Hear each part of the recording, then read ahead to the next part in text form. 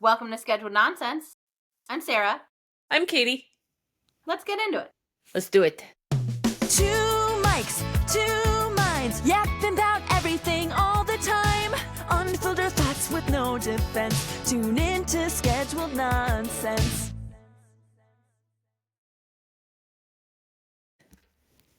How are you doing, my friend? Oh, I'm okay, my friend. How is my friend? Okay. Yeah. We're surviving. We're surviving out here. Yeah. Working on thriving. We'll get there. Yeah. Yeah. Is it snowing up there yet? Not actually. It did snow a little bit the other day. And then yesterday it did snow a little bit. I miss it. Yeah. I wish it was snowing where I am. Yeah, no. I wore flip-flops outside earlier today. Rude. I'm always warm. I always warm. People visit my home. At first I thought maybe my mother-in-law was being just a bit dramatic, but you came and in fact were like, ma'am, it is a damn igloo in here. So That was only one time. There was one day where it got pretty chilly. It was the day that it was like super stormy and the windows were open. It got pretty cold that day. But the other days it was fine. That's what sweatshirts are for. Like I enjoy it. I enjoy the cold. I support you. Multiple reasons that I wish I were in Maine. Weather is one. Yeah. And the second is somehow, by the grace of God and or Taylor Swift, you in Portland, Maine, a cool city, a fun city, a fine city, are getting a pop-up bagel before I am in Washington, D.C. But I get one good thing. Okay, you have plenty of things. You're getting Din Tai Fung, bitch. Like, I get one thing. In a few years, and pop-up literally is popping up soon. And what I don't fully understand, I mean, I guess when you get this space, it's location. But when you look at it, Pop-Up Bagel is coming to you in December. No one will be there for months. Yeah. Like, they will be selling bagels to you and Tucker. And that will be it. Yeah, correct. We'll keep them in business for the first couple of months. Maybe you can at least get the flavors you want because you're like, listen, guys. That's true. This is really what we care about. Correct. I don't know. We'll see. I mean, but to be fair, this is a New England-based company. Like, they are out of Connecticut. I have been confirmed that I live in the Northeast. Say what you want. I live in the Northeast. Washington, D.C. is in the Northeast. Well, yeah. I would concur. I mean, I think I've told you before, like, growing up in Virginia, there was a specific carve-out. So if you can imagine, like, the state of Virginia is like this rough triangle shape. Mm-hmm. But if we imagine that this is D.C. and this is Richmond, this whole area is not the south of the state. No. And then everything else is the south. I just think it's a bit preposterous. I'm very happy for you, but it's also a little offensive that you get it. It just doesn't quite feel right. Yeah, but also, I'm not in New York, like, every third week. So, you can have it quite often, yeah.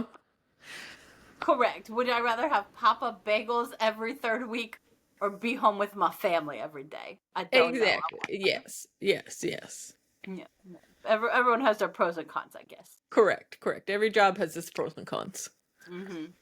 And they're not even going to make it in time for Thanksgiving, which I think would be the big pull. The big time. Yeah, everybody's together. Like, I was just talking about that with somebody the other day where it's like, it feels like up here, a lot more people get together for Thanksgiving than they do for Christmas, which is like, I think opposite of what I'm used to. What do they get together for? It's my favorite thing now. I just say words, okay? I just say words. I adore how you say words. Okay, well, thank you. Yes, they get together for the holiday that occurs on a Thursday every year. the last Thursday of November, much more than they get together for Christmas. Mm-hmm. Yeah. Speaking of Thanksgiving, what are you doing for Thanksgiving? Oh, my favorite. See, this is my favorite holiday because I have no responsibility. No responsibility. Though, I mean, last year I did cook a lot. I cooked a lot of food That because was for me. yeah, because you and Nicholas came over and we had a spread, which was fantastic. But everything You made me try spam. I did. You were very brave lady. Thank Yeah. So every Thanksgiving we go to this restaurant called Ruth Chris for Thanksgiving dinner. They do a full like 4-course meal.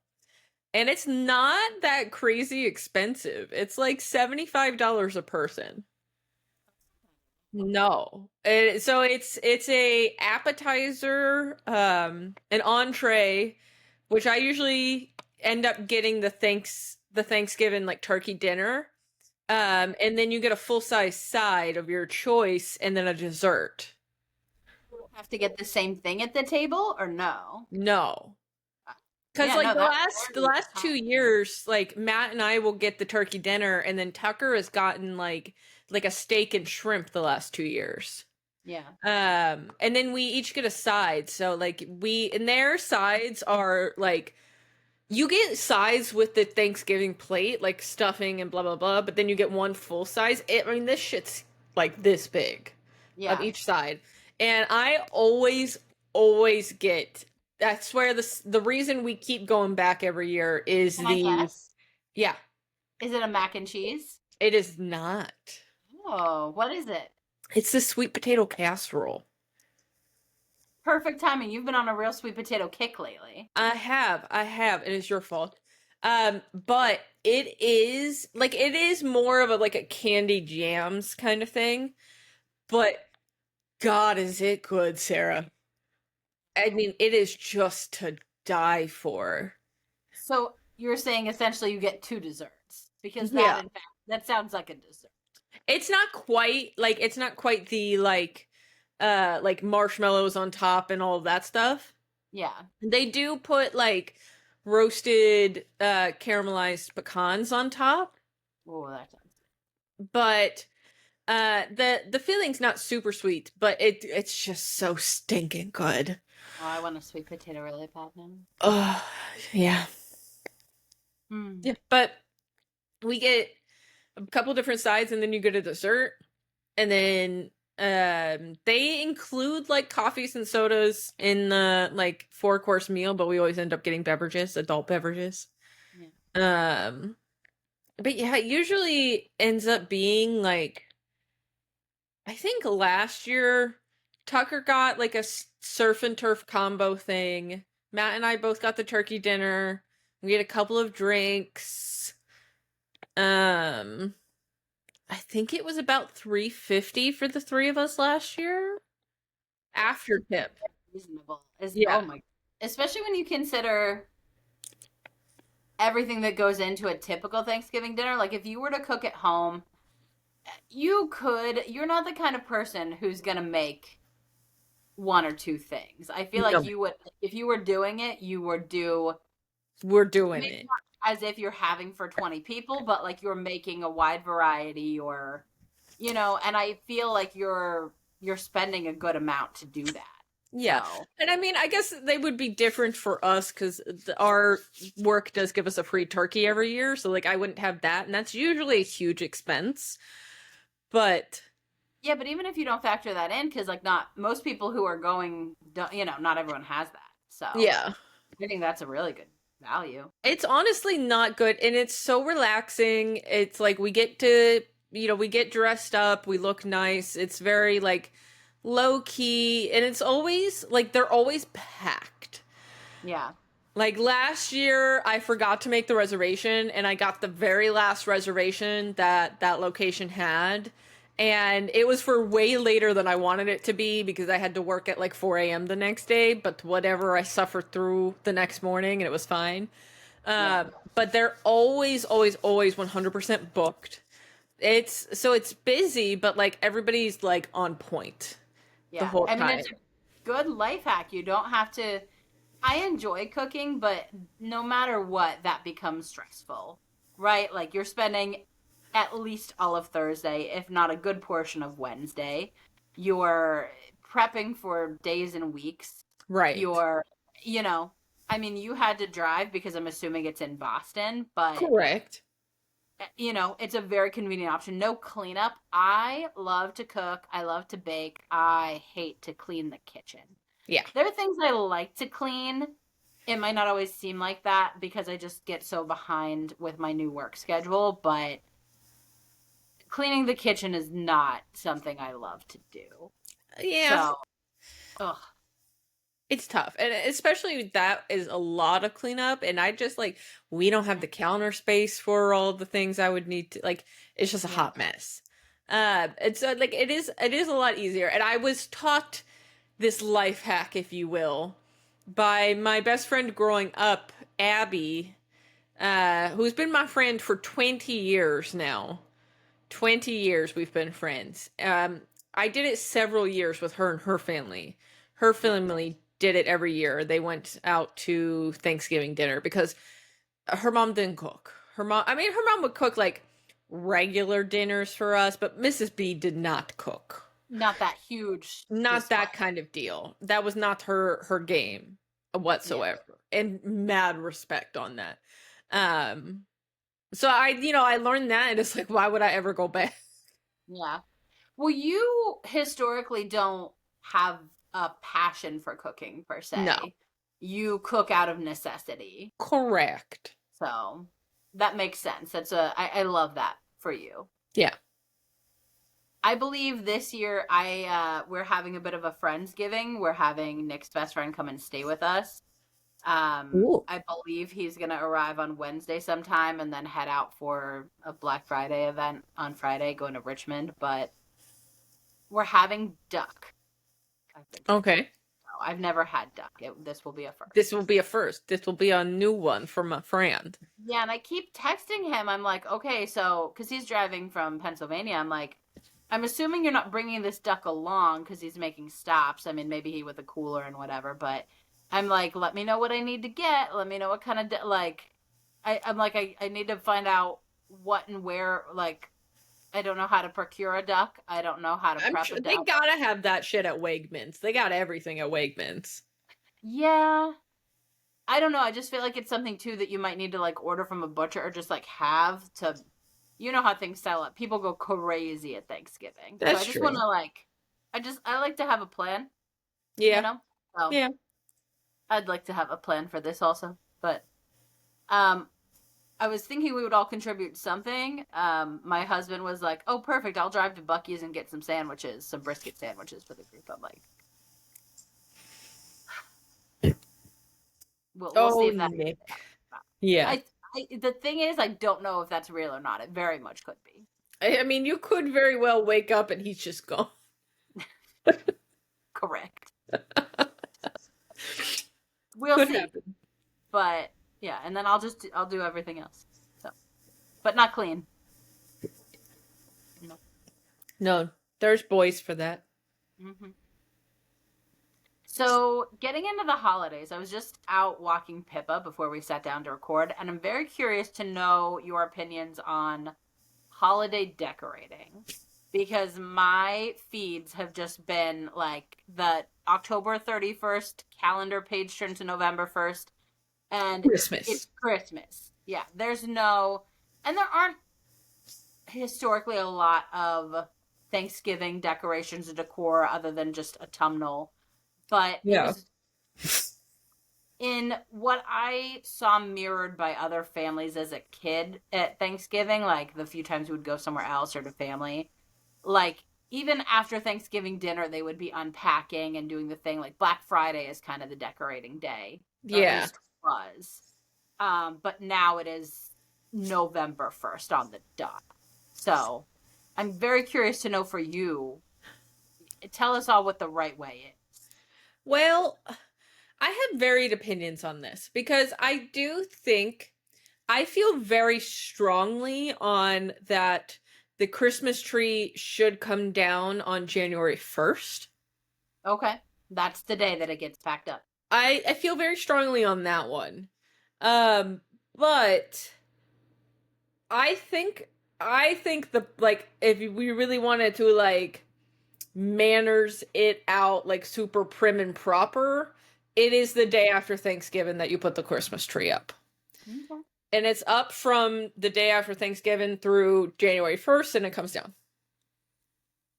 That's I fair. think you can start getting away with putting out some minor decorations after Halloween. Like nothing crazy. We're not putting the stuff in the yard until after We're Thanksgiving. not turning But the lights on. I will give people like the week of Thanksgiving because I think it is kind of nice, like after Thanksgiving dinner, like going out and driving around and seeing people's like lights and stuff. Yeah. So like I think the week of Thanksgiving is fine to put your outside decorations up, but I don't think you should go crazy before that. Do you decorate in your apartment? No. Yeah. I don't I put the tree up, Yeah. but like I don't but like we don't have a fireplace. We don't have banisters. When the first winter that we lived in Maine and we lived at the house on the beach, we Mhm. decorated a lot. Like I put stockings up and everything cuz we had all of the things to put the decorations on. Yeah. So I decorated a lot more at the house, but like in the like I mean we don't have unless I'm gonna nail the stockings into the wall. We don't really have anywhere to put the stockings, so I put them at the base of the tree. Really, like once I pack them with stuff. I always like to do stockings for the boys, so I do stockings at the base of the tree, and then that's pretty much the only decorations. Like I have a really ginormous Christmas mug with a dinosaur on it. Um, as if it would be anything else. And I put that out, and that replaces the candy jar for Christmas season. Um, I have my little Charlie Brown tree, which when I lived in Oregon and I lived by with my roommate and by ourselves, and we had this teeny tiny little apartment, we didn't have a real tree.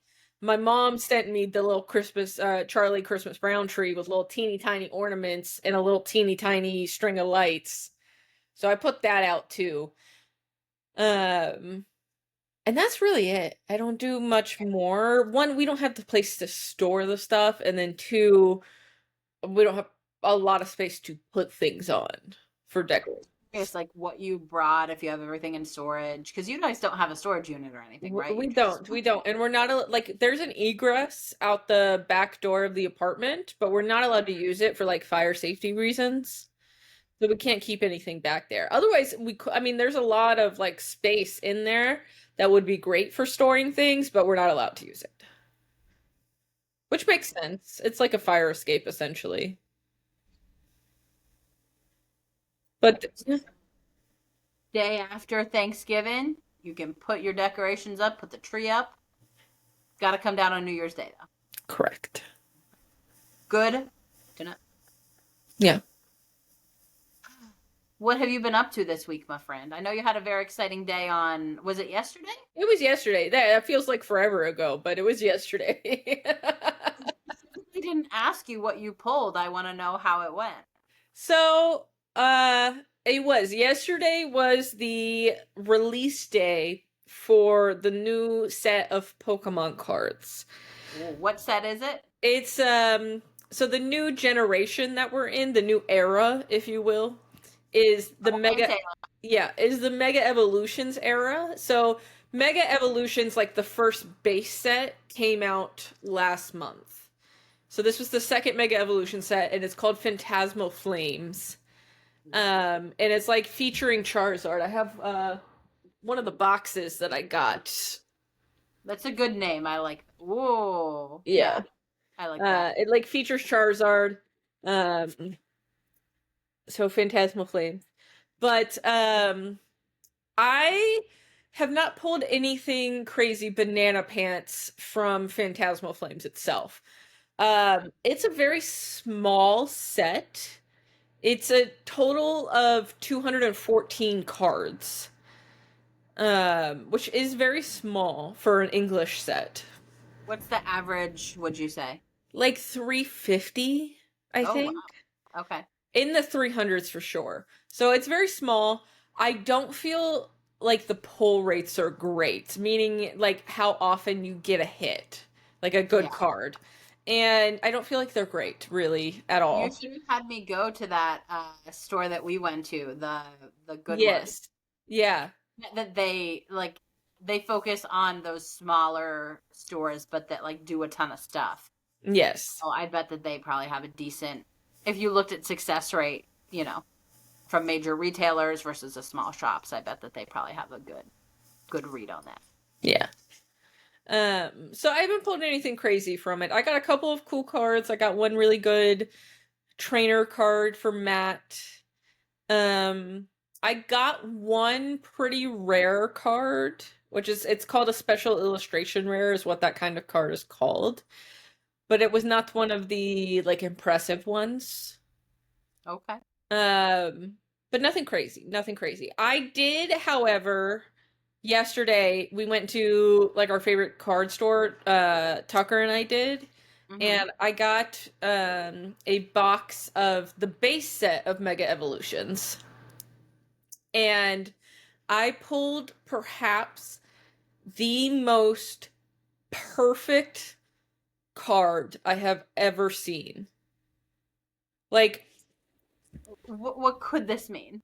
so I've talked about like sending to you. I don't think I've talked about it on the pod, but I've talked about sending cards out to for grading before, Yeah. where we send them to like an authentication company and they like evaluate the overall appearance and centering of the print on the card and they assign it like a grade. And so I've used PSA, which is like I think like the top most popular grading company. Their cards are worth the most, that kind of stuff. Mm-hmm. And so a PSA 10 is the highest level. And I've had quite a few cards that I've sent out. A handful of them have come back 10s. And it's really difficult to get a 10 with an English card. Specifically because Japanese printed cards and really Chinese printed cards also are much higher quality cards. They like there's more regulation in the printing, the texture is better, the effects are better, like it's just higher quality cards than English cards are. So they grade better, or they tend to grade better. English cards are harder to get a higher grade in because there's not the quality control on the printing. And so to get a 10, you have to have a physically flawless card, meaning there's no scratches, dents, whitening on the parts that aren't supposed to be white, that the illustration is in perfect condition, like everything has to be perfect about it. But the most important part, you can have a physically perfect card and still get a 9 if the printing on it, if the centering on the print is not good. So if everything's physically perfect about it, but the centering is just off just a little too much on it, you're not going to get a 10. So like I'll show examples. I'll show examples. So I have this card in a PSA 9. It's a very cute card. It's very, very cute card. But you can see, and it has to be the front and back. You can see, well, maybe you can see it. I don't know how much you can see, but on the back, the top blue border is wider than the bottom blue border is. So the printing, the centering is printed a little further down. And then on the front, this yellow border is thicker than this yellow border. So the card is a little off center. It's a little closer to this side than it is this side.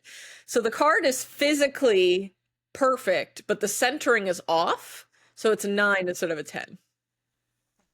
Whereas I have this card, which is a 10, and it's 100% perfect. It is as centered almost as it can get. They have like a grade, like a certain amount that it's allowed to be off center for it to be a 10. Okay. So this, like, to the naked eye is pretty much 100% centered. They have like special measuring tools that they use to see what percent off center it is. They ever like messed up a card? Oh, yeah, I'm pretty sure they messed up one of the cards that I sent in. And Like, do they have to replace it for you within like a I perfect? can't prove it. Mhm. If you can prove it, yes. Okay. But I can't prove it because I took photos of the card when I sent it out, but not close enough photos. Gotcha. So there's like a scratch in the card now that you can't see unless you hold it at a certain angle. Mm. And it definitely was not there when I sent it out, but in the photos that I took, you couldn't tell either way. Yeah. So they definitely it happens. So this card is a 10 and it's like it's pretty much on center. I compared this card that has been professionally graded with the card that I pulled last night. And if you sat them side by side, you would swear this was off center. Really? That's how perfect this card is. Like I have it in my binder over there. But I took pictures. I have this app that will like basically you hold your camera over the card and take a picture of it and it gives you these like red borders that you can adjust to where the edges of the borders are to tell you how off center the grading is. And I took Okay. pictures. What'd you say? And it was like perfect. Yeah, yeah. I took pictures and I sent it to Matt. But it's like I mean it's 100% centered. Like it is almost 100% perfect. And there's physically nothing wrong with the card. Like sometimes the corners won't be cut very well and instead of being like rounded, they'll have angles to them, like they'll be like kind of squared off. Sometimes the corners will be a little bit damaged in the cards from being in the packs. There'll be like imperfections in the printing of the illustrations, stuff like that. Not a damn thing wrong with this card. Not a damn thing wrong. So, Could you see your ratio of English to either? Is it just English and Japanese that you're doing, or you have some Chinese as well? I have a little bit of Chinese. I haven't bought very much Chinese. I think only like 2 boxes of Chinese that I bought. It's probably 50-50 English to Japanese. Okay. But it is, I mean, just a beautiful card. It's this is the card. Little bit more. Oh, yeah, that's really cool. It's really, really pretty. And so like the lights here is actually like the city that he's flying over. Ah, gotcha. It's gorgeous. It's absolutely gorgeous. So that was a pretty big pull for me. I have that card already in Japanese from the Japanese version of that set. The English one is worth more, but I'm gonna send it out to be graded because if it comes back less than a 10, PSA and I are gonna fight. Because I've never felt confident in any card that I've sent out what it might come back as, other than knowing like these 2 cards that I sent out, these ones are just for me, and these ones I knew were gonna come back like 8s or 7s. Yeah. I knew it for sure, but they're just for me, and I just wanted them slabbed because I wanted them slabbed. What's the lowest that these can come in? A 1. Well, like, but what condition does a card have to be in to come back as a 1? Oh, it's got to be pretty rough. It's got to Yeah. be pretty roughed up. This stuff, yeah.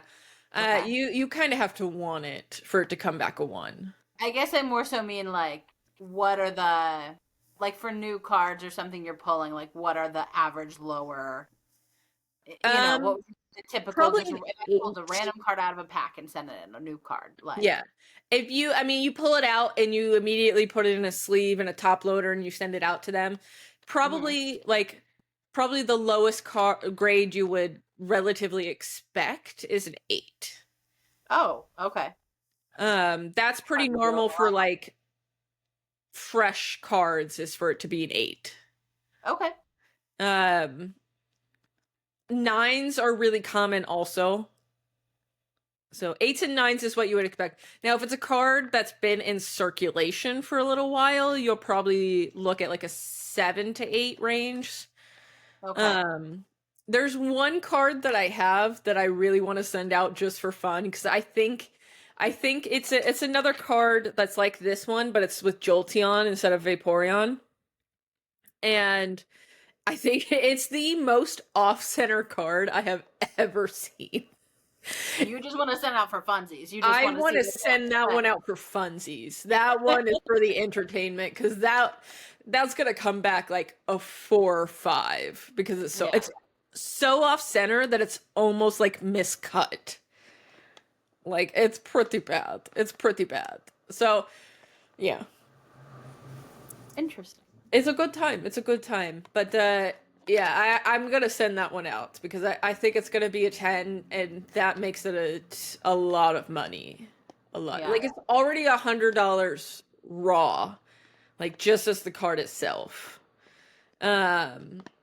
So I feel pretty confident in that one. Yeah, there's some crazy money in Pokemon cards. Like, I always knew that, but not quite how much, much? One card could produce and things Yeah. like that. So this one, because it's a 10, this one I have not decided if I'm gonna sell or not. Because I love this card so much. It is beautiful. It's stunning. And I love, so you can see like the plants in the water here. Mhm. The basic form of this Pokemon is called Phoebus, and its illustration from this set, the cards stack on top of each other. So it's like in the riverbed is the other Pokemon, and they connect via these plants. And I just love this card. It's just absolutely beautiful. It's got like a rainbow overlay, like the Yeah. texture is gorgeous. I love this card. And I sent it out to be slabbed because I wanted to keep it like perfect. I did not expect for it to come back a 10. Yeah. And that's what No, questions making me actually. get rid of it because it's so much money. Yeah. Give us a ballpark. Like, what are some of these 10s going for? For like a rare or like a card someone wants? These special illustration. This one is about $350. Yeah. Yeah. That's Yeah. There's one card in this same set. This set is called Surging Sparks. Mhm. There's one card, it's the most expensive card in the set. It's called Butthole Pikachu. I'll show you the card so you understand why it's called that, cuz it is accurate. Pikachu.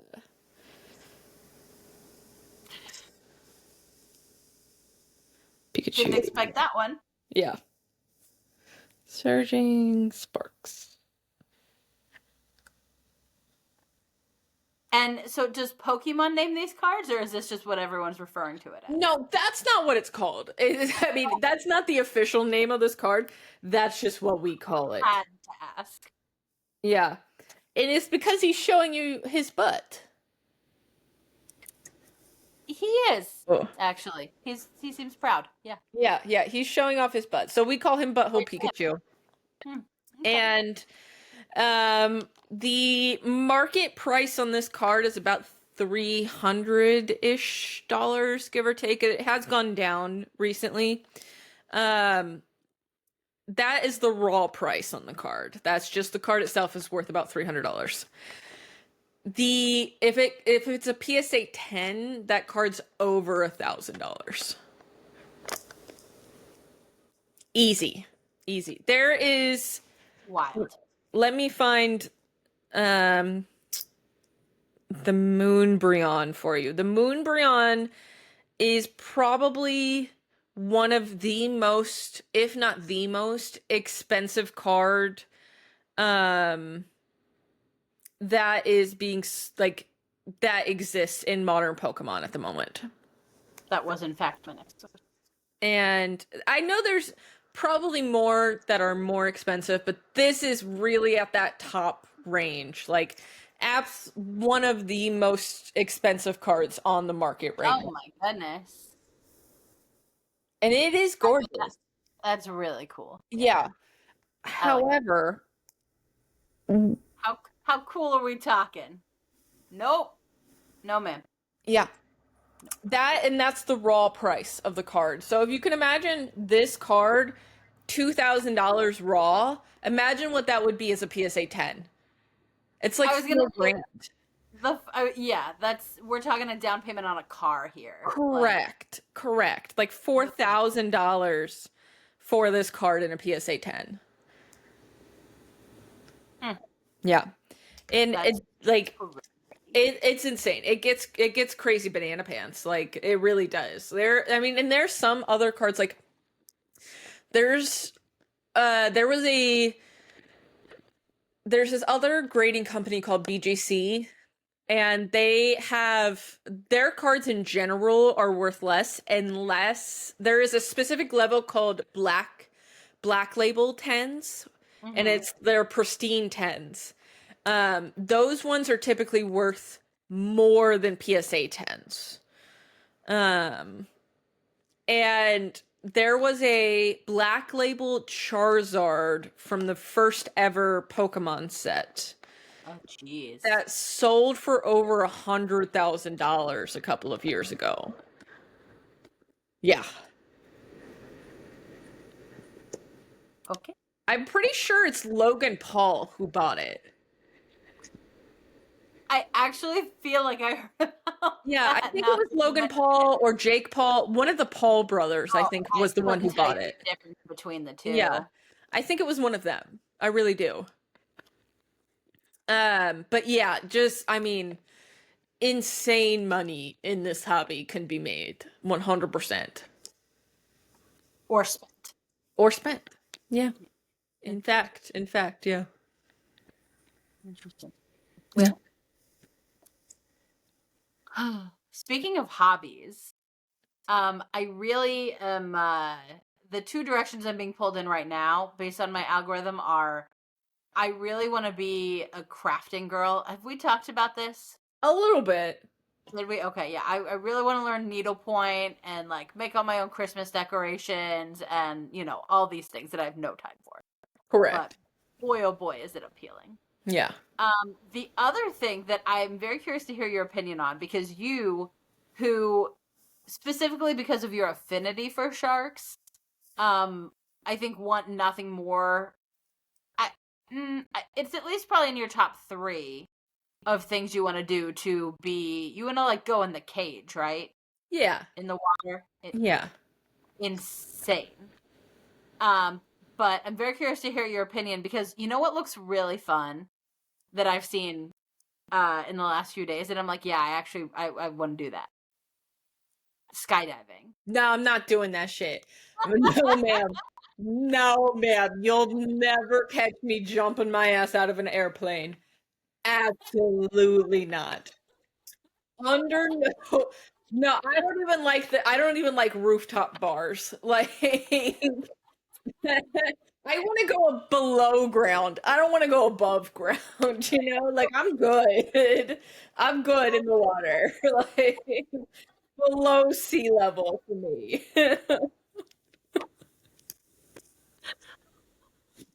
No, ma'am, you go right ahead. I'll stay right here with my drink. You go right ahead. Yes, ma'am. Yes, ma'am. Will you go up and record me? Like go up and come back down? On the plane? Yeah. What Yeah. helicopter? Yeah, no, I'm not getting out of that thing. It looks like so much fun. You could not pay me enough. I feel if I looked up the rates between the rates of harm between these two things, Yeah. I feel, well, I don't know. People are pretty stupid. No, I still feel pretty confident that I would rather take my chance on me pulling my cord, like, and that there's backup parachutes and things, than something that is truly out of my control in this predator. You and these predators, they're terrifying. I understand, and you're probably correct statistics wise. I'm pretty sure that you are, People are but dumb. I feel like you're less likely to, like, once you get locked in that cage and then you're in, like, and it's in somebody else's hands. You know? I think the thing for me is like in the cage. If I were, this is horrible. If I were to die, I probably wouldn't see it coming. Like it would happen so fast I wouldn't even know. Okay. I don't know that I agree with that. But like falling out of the sky, like, because that's what that's what you're going for, you know?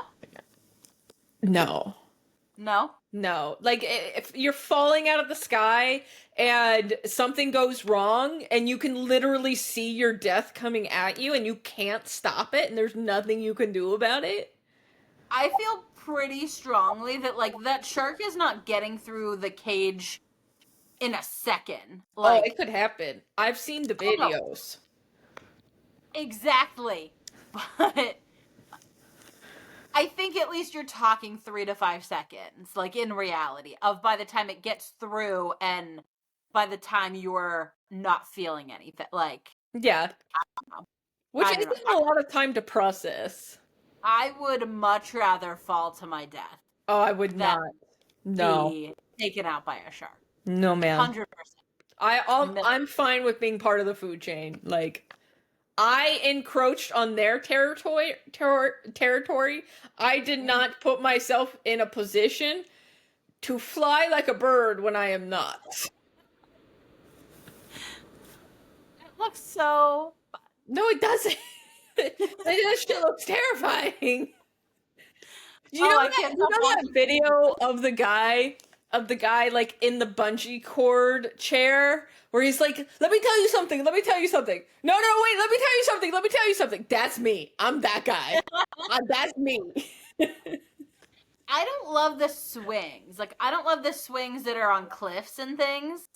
I don't love that. I feel like that is more likely to go wrong than, like I said, you drop with, it has to be 2 to 3 parachutes. Like, in order for something to go that terribly wrong, like, you know, I feel like you have contingency plans. Whereas that swing, I don't love that as much. Right. I could feel a lot more human error there. Yeah. I really intensely hate the feeling of falling.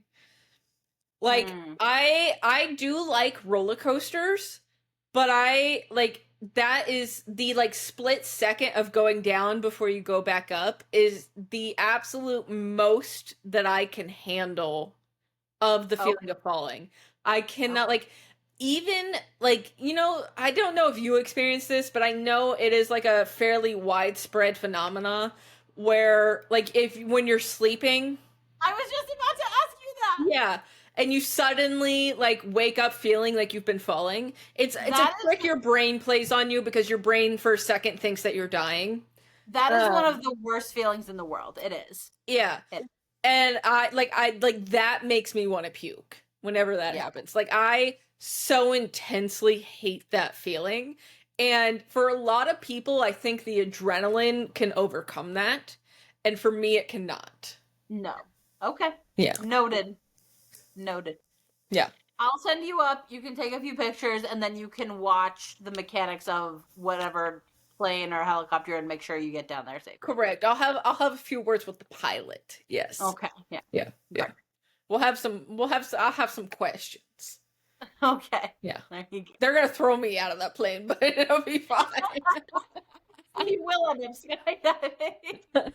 Yours just won't be voluntary. Yep. Same thing. I was willing to go like scuba diving and on the boat. I'll go on a shark tour, even though I really, really did not want that. Like, I can't describe to you how much I did not want to do that. I know. But But I wanted to so bad.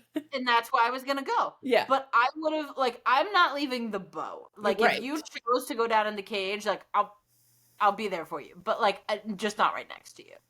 I couldn't do it. I really don't think I could do that. Yeah.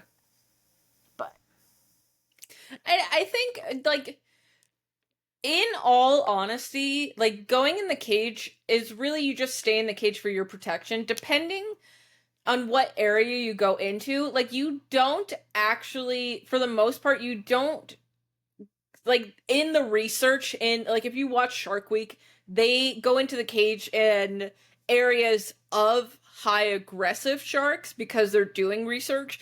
But for the most part, for normal people who are cage diving, they're not in areas where the sharks are being aggressive. They're not like anywhere close to their mating zones or to where they're giving birth, or like they're in pretty docile areas. And so it's really just an extra layer of protection. It's not necessarily needed. Yeah. it's still a no from me. A very strong no. But that's why it's so intense in a lot of the videos, is because they're in the high aggression areas for the research. Mhm. I really don't need to be there. I don't have a they didn't invite me. They don't want me there. And I just feel like it's best to respect their wishes. Yeah, I feel like the birds feel the same way. The birds.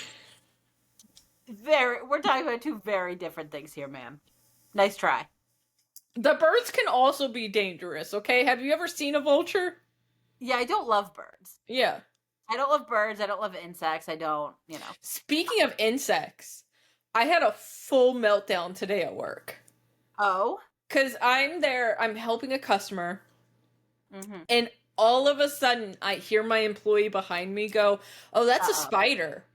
Oh. And I turned around, Sarah. No. And sitting on top of the monitor is a huge fucking spider.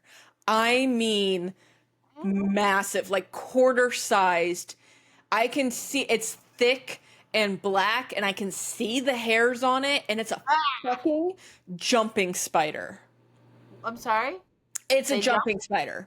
Yeah. No, they're not supposed to be able to do that. No. They do that.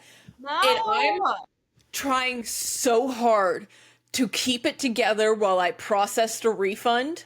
I trying so hard. I gave the guy his money, and I think you could see the panic on my face because he left. He just took off.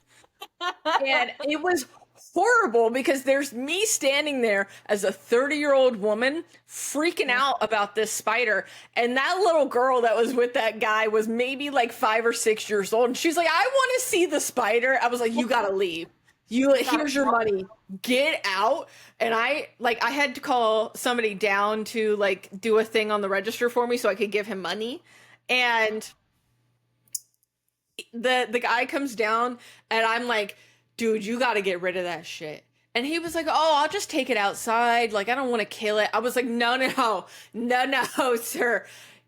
Kill it and then go flush it down the toilet. Like, I mean, my other employee was like looking at me, and he was helping members and was looking at me, and they were like laughing at me, but I was in full meltdown mode because this thing was disgusting.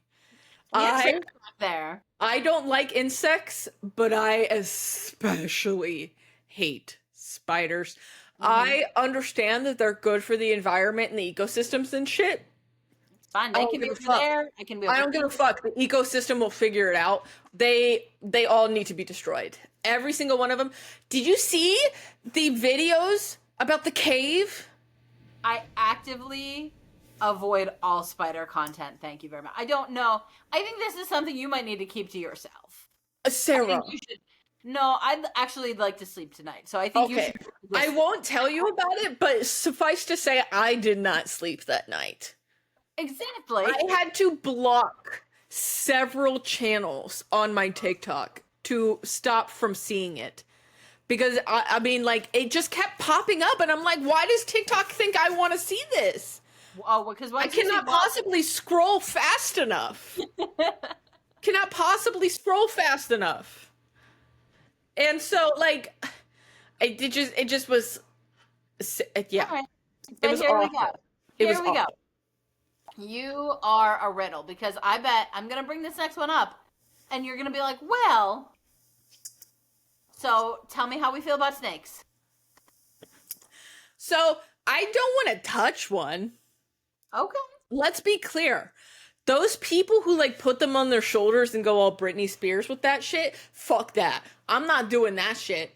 They smell, they're yucky to touch, the texture's not great, but I think scientifically they're very interesting. No. I think scientifically they're very interesting. I don't want to be anywhere near one, and you would absolutely see me also have a meltdown if I was with one in the wild. Oh, that's another fun story where I almost got attacked by snakes. So, yeah. No. Did I never tell you this? No. Okay. No. Okay.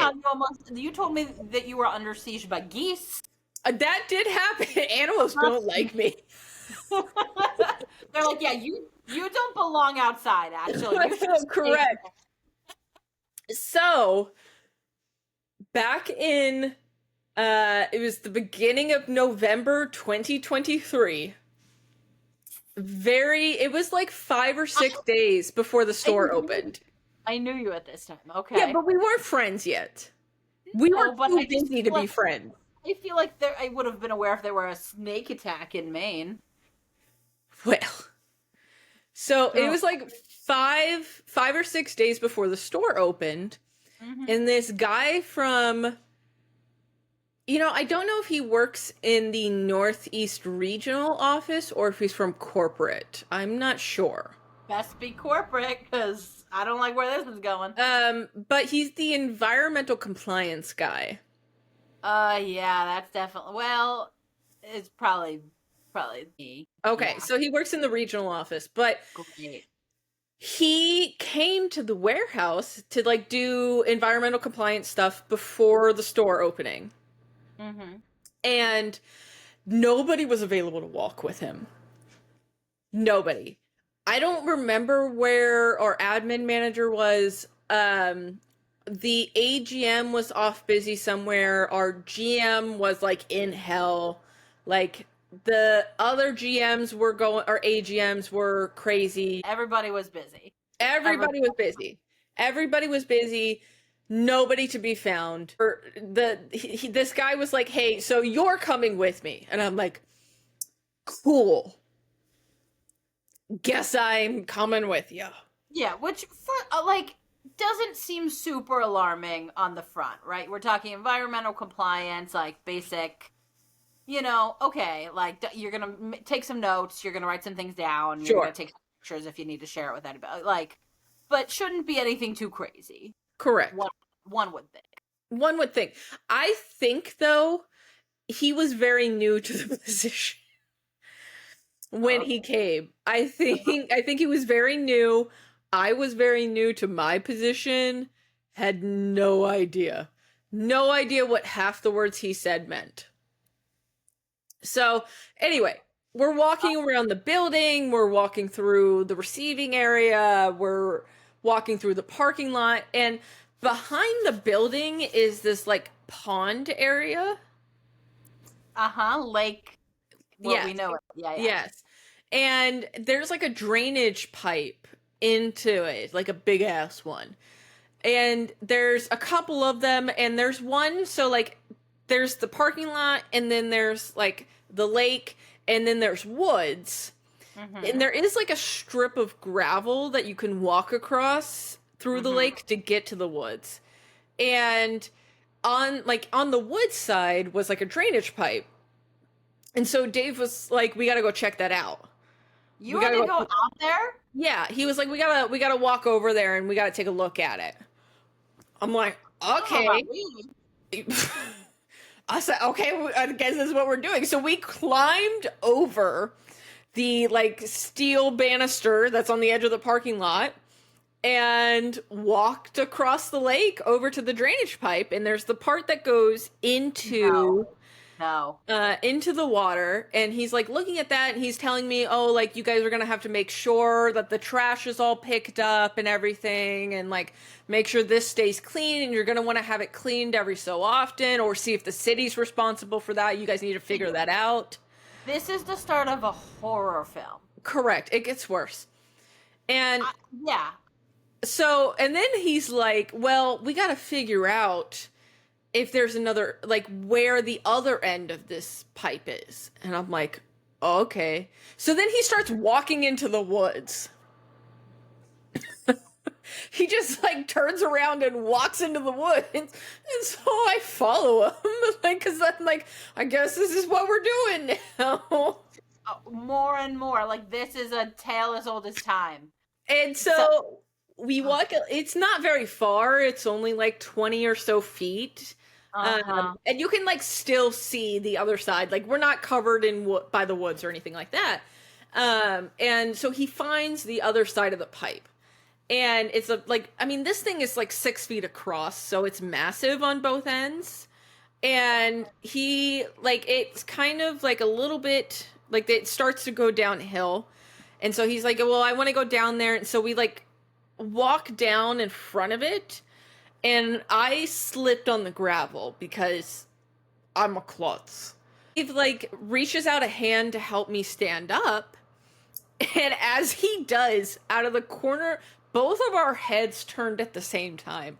Out of the corner of our eyes, like real close to my left hand, we just see some movement, and we look, and there was like 4 or 5 snakes. Like, we had stumbled upon like a minor snake's nest. And so Sarah, this random guy from corporate, and I just booked it back to the other side of the lake. Did he let you go first? I don't think so. I think we ran concurrently. Like, that's a like thin strip though. No. He did like finish helping me get up, and then we just booked it. Because, I mean, and I think these were, like, relatively harmless snakes. Like, just regular, like, non-poisonous, relatively harmless snakes. But, like, we weren't about to find out, you know? We were not about to find out. And we got back to the warehouse, and we finally found the GM and our AGM. And I was telling them about it, and they were like, really? And then the guy comes up, and he was telling them about the notes and stuff, and he was like, oh, by the way, there's snakes back there. And they just look at him like, there's really snakes? Like, I was telling the truth, guys.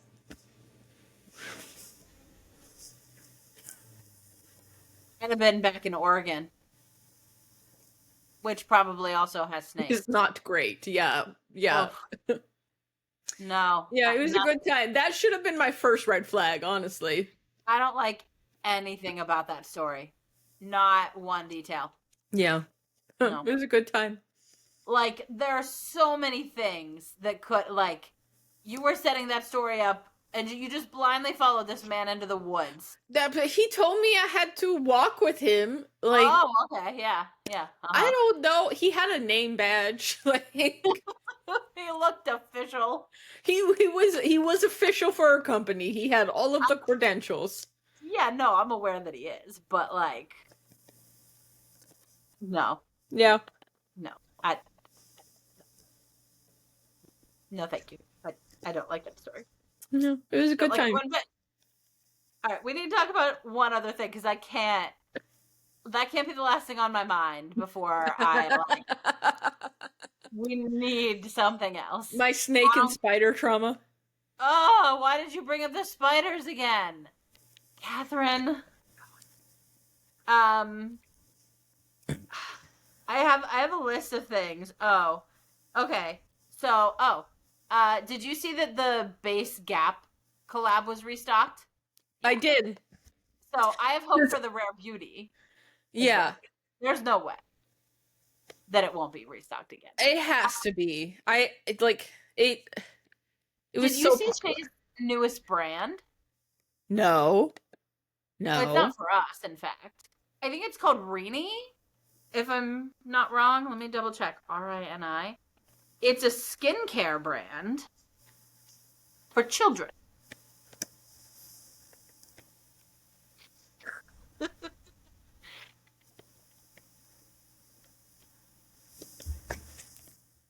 Rini, is that what that says? Yeah. I mean, she's young children. Sure. Because I saw this ad, or I saw something like, "What should I do?" And then all I saw was like this one at first for this face mask, and I was like, okay, okay. I'm like, she should just keep my money. Um,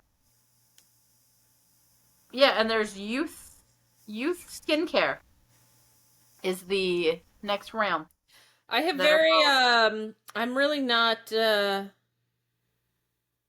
sure I'm enthusiastic about this. I mean, Because I I like it have from like I would appreciate if it were like clean skincare targeted to the younger yeah, generation. like Like, younger teens. Like yeah, Millie Bobby Brown has a line like that. It's called Florence by Mills. oh, Um and it you, is very good. But I don't like that this is for children. And the reason is like yes, I would like I think it's a good idea to get like kids interested in like taking care of themselves at a young age. yeah, But part of the bigger issue with all of those like drunk elephant kids at Sephora, more than just like having been a Sephora employee and like being frustrated at parents letting their kids destroy the display. The bigger issue is like 12 like 10-year-old 12-year-old skin does not need a lot of those ingredients and can in fact be really harmful on their skin. yeah. And so I am dubious of this in the idea of like, okay, like you have to be very careful what is in these products and what the in like the direction and the intent, because these kids don't need anything treated. They don't need actives. If anything, like if you had something like acne wise for like preteens, teens, that's one thing. But they don't need actives. They need like if it was sunscreen or hydration, like the face mask is a pretty decent idea. It's fun. You have one for your kid, for your like you as mom and kid do it together. That's fun. As long as it's like just hydrating, just like soothing, soft like ingredients, and we're not using any kind of chemicals, actives, peels, anything of that nature. I could That's what see it, but like I'm dubious. that's what I was gonna say. If it were truly, if we were talking like you said, sunscreen, if that were the sunscreen and moisturizer, if those were the two, like, and again, very Yeah. clean, very just like straightforward, but Minimal. teaching almost kids for, to put sunscreen on and to Yeah. mirror their parents and to, And make it um, fun for them. Yeah. yeah, I could see also, you could get into like just a very basic lip balm and like, Yes. very basic things that would, because kids, I think, are putting on quote unquote makeup and things anyway, or, Yes. even quote unquote on occasion. And I think this is there's certainly a market for this, but like you said, it's a very delicate, It's a uh, yeah.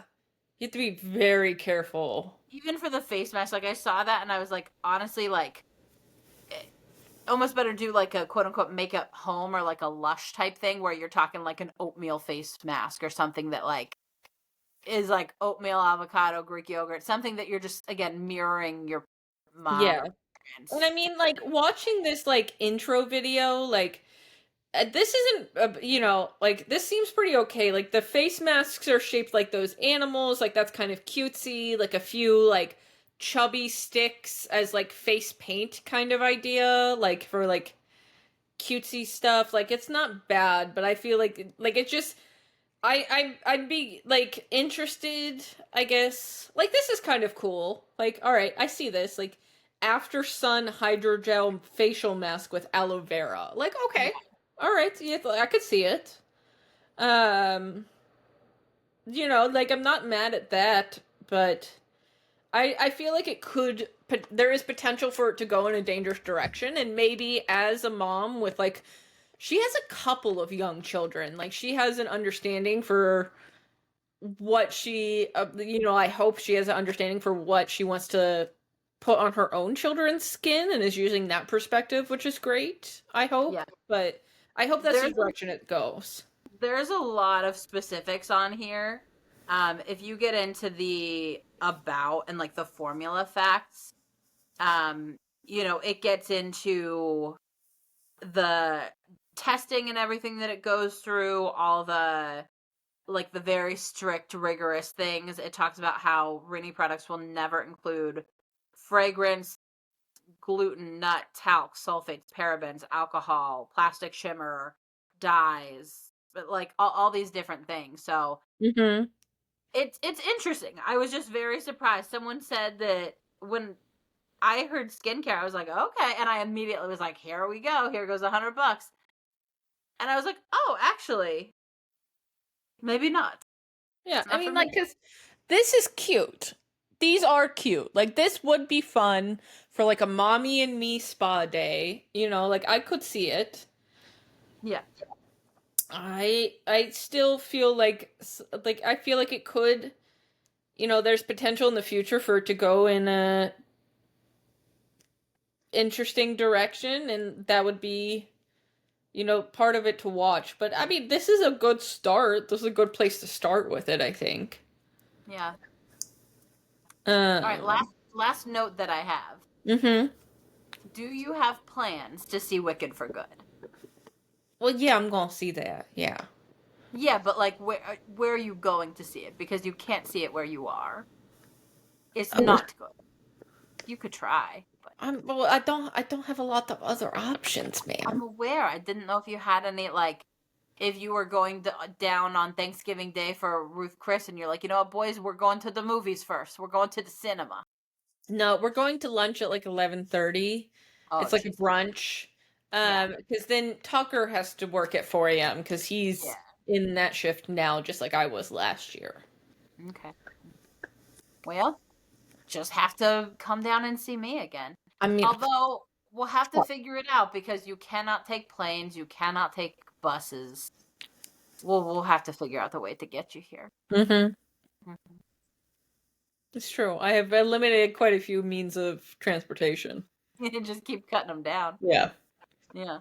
Maybe by boat. I'll come pick you up in Baltimore. Maybe I'll take a ferry, I'll take a ferry from Boston to Baltimore or something. There has to be that option. I guarantee there's something like that. Yeah, I mean, you would be talking a real multiple ferry situation. You would be like Maine to Boston, Boston to I don't even know. I think you can get down to Boston. You can get down to like southern suburb cities of New Bedford and like Fall River. New Bedford, I think, has the like Cape Cod and Nantucket ferries leave from there. And then those also you can connect. You can get down from like Rhode Island and Hamptons, which is where I was actually yesterday. Mm-hmm. And that, oh yeah, I don't know. Very arduous path. We'll have to figure something out though, because you must see the film, and Yes. you must be able to properly see and hear the film, which is my concern for you. With Apple Cinema. Yeah. I mean, I'll give. They're not atrocious. I've had worse. Ooh, it's pretty bad. Sometimes Apple- sometime I'll take you to the local theater in Fremont, Ohio, and then we can talk. Well, I mean, I've had worse in the Pennsylvania suburbs, but what you actually should do is look at I think there's a like local type theater somewhere in like a Gunquit or like in like somewhere within a half hour from you. I'm pretty sure there's a like indie movie theater, or at least there was. That might be a viable option. Yeah. They might have much better. They might have like special events or something. There is a newer place over by the mall.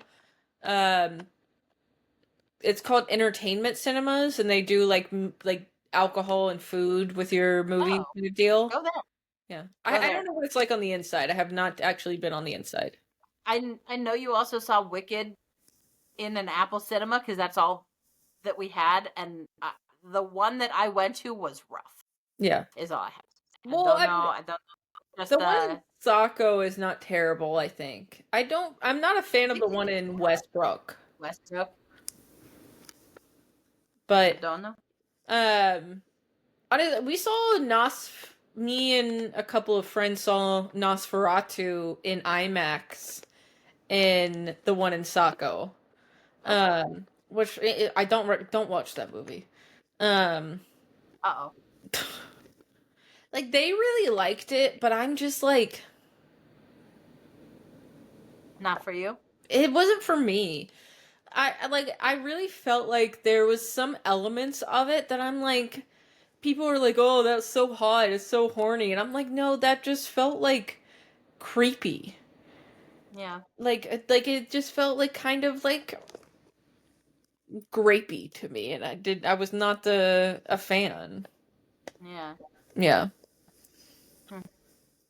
But yeah, don't see that movie. But anyway, like the IMAX theater itself was pretty decent. Have you listened to or seen like the clips, I'm sure, from their like tribute night that they did? Wonderful. Mm-hmm. I love Happy Days Are Here Again, and Yeah, it was just stunning. it was. It was just can all now of it replace- was good. It can replace my most recent favorite version of that song, the Glee version. Leah Michelle is somewhere writhing, but no, you're younger than me. That had to be in No, your I list. have seen all of Glee because the guy who played Blaine, Darren Criss. I know all of them. Yes, in fact. Yes, It was one of those things like Hannah Montana or something that was like a bit younger. Like I just was maybe a year or two too old, but I was like, no, we're doing No. But my friend Abby and I were like obsessed with him because he played Harry Potter in a Harry Potter musical. And so when the first episode with him in it in Glee came out, Abby was already watching Glee, but that's when I started watching Glee. Copy. And tuned in from there, and I still to this day think that his cover of Teenage Dreams is perhaps one of the best cover songs ever done. I would wager, I mean, look, I really, she was very problematic for many things.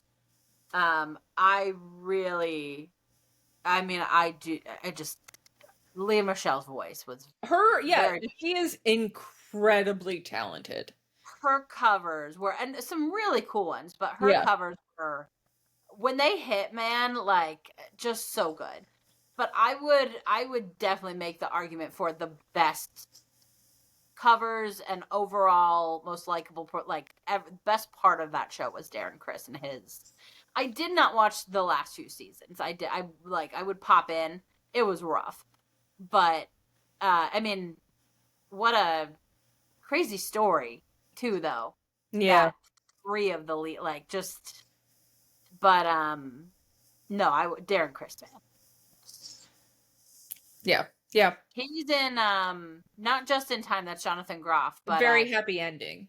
Yeah, neither of which we could get tickets to affordably. No, we could not. We did think about it, but they were after the Tonys, they just got so expensive. Yeah, our timing was bad. Yeah, if we had purchased tickets when we initially looked, but yeah, because I think when we initially looked, like the tickets for the show that we wanted to see with Cole Eska. Oh, Mary, yeah. When we initially looked, like the tickets were like $75 for that show, and then after the Tonys, they were like several $100s. Yeah, for like the nosebleeds. Yeah. Oh. Yep. All right, my friend. Well, I think we've yapped for some time. I think so. Well, we'll meet back here when hopefully we've both seen Wicked for good. Yes. Next time. And, can't. So Yeah. that's what I'm going to be thinking about. The happy. Happy thoughts. Yeah. Oh, Happy- happy days. Yes, indeed. All right, my friend. Bye. Bye.